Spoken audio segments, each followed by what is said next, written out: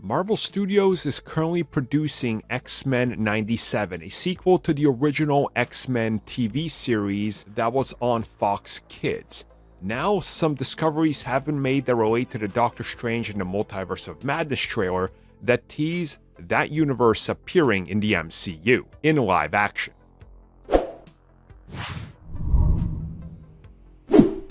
Okay, so before we get into the proper topic at hand here, we're going to talk about a video I made. It's going to pop up there, and you guys check that out because it was a theory that popped up online that the Doctor Strange that would encounter Professor X would be the Professor X from the animated version, the 90s cartoon. Now, here's what's crazy. There's a hint in the trailer that we're going to an animated universe, and people are looking at it and saying, that looks like Professor X's chair.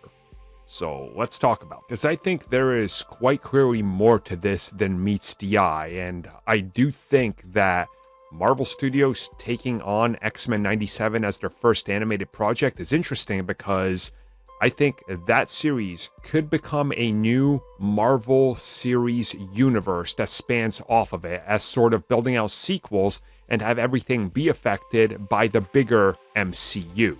So first and foremost, before we get to that, let me just talk about the image right here. So this is where they're falling through multiple levels, portals, whatever you will. Obviously, the Savage Land makes a brief appearance, but if you look up there, and I'll zoom in, you see what I'm talking about. Like, that quite clearly is animation.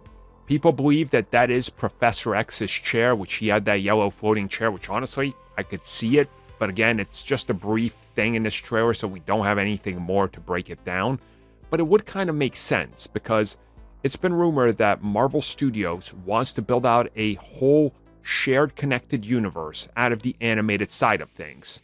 And rumors even previously stated that the animated X-Men series would take place years after the original left off, be a direct continuation, and that they could build off a foundation off of it to sort of go in a direction of what if all these other characters existed after that. Now, having Doctor Strange and multiple other things kind of factor into this new universe and affect changes in that cartoon would be huge, because then it gives them a clean slate, sort of like we scrambled some things in the years and there's all these other characters that appear here as well, which makes sense to me. And it brings me to kind of want to talk about the idea of the expanded multiverse, if you will, what this would do, because this would certainly draw more eyes on it. And the old theory was, when we see Professor X in the film, just like the leaked art and everything, he will be the 90s animated version brought to live action.